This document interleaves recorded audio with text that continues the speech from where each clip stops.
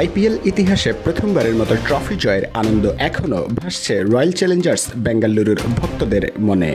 এমন সময় চমকে দেওয়া খবর, শিরোপা জেতার ঠিক এক সপ্তাহ পরই বিক্রি হতে পারে রয়্যাল চ্যালেঞ্জার্স বেঙ্গালুরুর আরসিবির বর্তমান মালিক প্রতিষ্ঠান ডায়াজিও পিএলসি দলটির আংশিক কিংবা পুরোপুরি বিক্রির পরিকল্পনা করছে।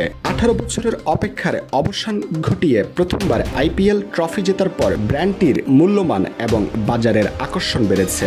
আর ঠিক এই সময়ে দল বিক্রির সম্ভাবনা নিয়ে এগোচ্ছে মালিকপক্ষ।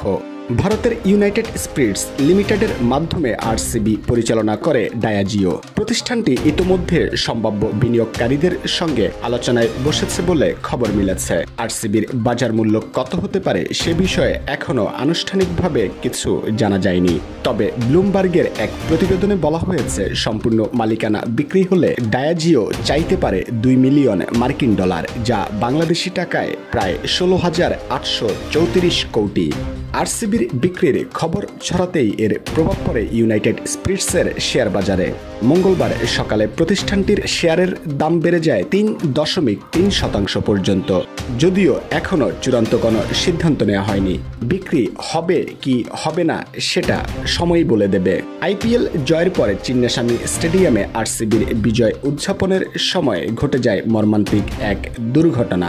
বীর ও হুড়োহুড়িতে প্রাণ হারান 11 জন সমর্থক। হঠাৎ পাওয়া শিরোপার আনন্দ মুহূর্তেই স্লান হয়ে যায় এমন করুণ ঘটনার পর।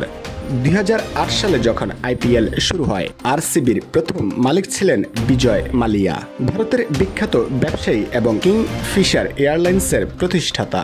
পরে ঋণের ফাঁদে পড়ে তার সাম্রাজ্য ভেঙে পড়ে, আর সেই সুযোগে ডায়াজিও ভারতের ইউনাইটেড স্পিরিটসের মাধ্যমে কিনে নেয় আরসিবির মালিকানা।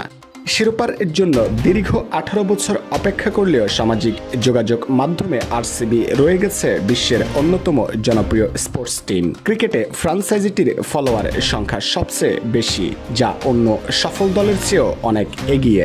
কখন কি হয় বলা কঠিন। আরসিবির মালিকানার হাত বদল হয় কিনা তা ভবিষ্যতের কথা।